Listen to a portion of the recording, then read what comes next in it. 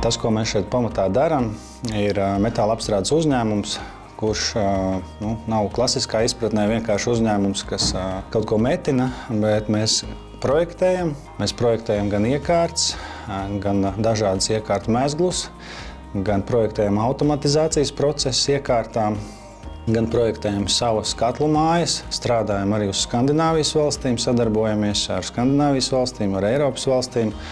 Mums pasūta arī lieli, enerģētikas projektu realizētāji dažādas projekta daļas, sadaļas ar saviem rasējumiem. Tātad mēs, protams, arī apstrādāt rasējumus un pēc citu rasējumiem ražot. Mēs, protams, risināt dažādus sarežģītus uzdevumus ne tikai enerģētikas projektiem, bet varbūt arī lauksaimniekiem, kuriem ir ražošana, kaltēšana, žāvēšana vai kokapstrādes uzņēmumi vai, kā piemērs nesen, arī atkritumu pārstrādes līniju saražojām Latvijas uzņēmumam vienam.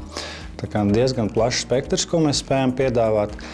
Pēdējie 2 gadi ir tāds jaunums, ko mēs aktīvi esam sākuši arī darīt, ir siltumtīkla izbūve, ūdensvada izbūve, jo mēs arī esam būvkomersants. Mēs esam strādājuši 2 gadus, teiksim tā, skaļi nereklamējot pie ļoti inovatīva projekta, un šogad mēs Rīgā nodosim eksploatācijā jaunu modulāru katlamāju, kura kurinās koksnes šķeldu kopā ar šķirotiem atkritumiem. Bet tie ir speciāli sagatavoti atkritumi, kas faktiski ir kurināmais arī pēc Eiropas direktīvām. Tas nozīmē to, ka, ja šķeldu ir jāpērk, par atkritumiem pagaidām piemaksā, lai viņus paņemtu.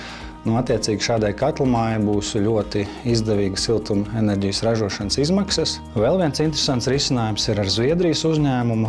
Arī mūsu modulārā katlamāja pamatā uz mūsu katla bāzes. Un tur tā doma ir tāda, ka mēs kurinam koksnes šķeldu, bet šķelda sadegs ne klasiskā izpratnē, bet mazliet būs pirolīzes process, un pelnu vietā būs slapja mitra masa, kur ir jāatdzesē. Un tas būs bioloģiskais mēslojums. Un es arī ceru nākamgad arī Latvijā pirmo pilotu projektu šādu uzlikt, jo kas var būt labāk, ja mēs apsaimniekojam savus mežus, mums ir pārpalikumi, mēs tos nokurinam un vēl iegūstam bioloģisko mēslojumu lauksaimniekiem.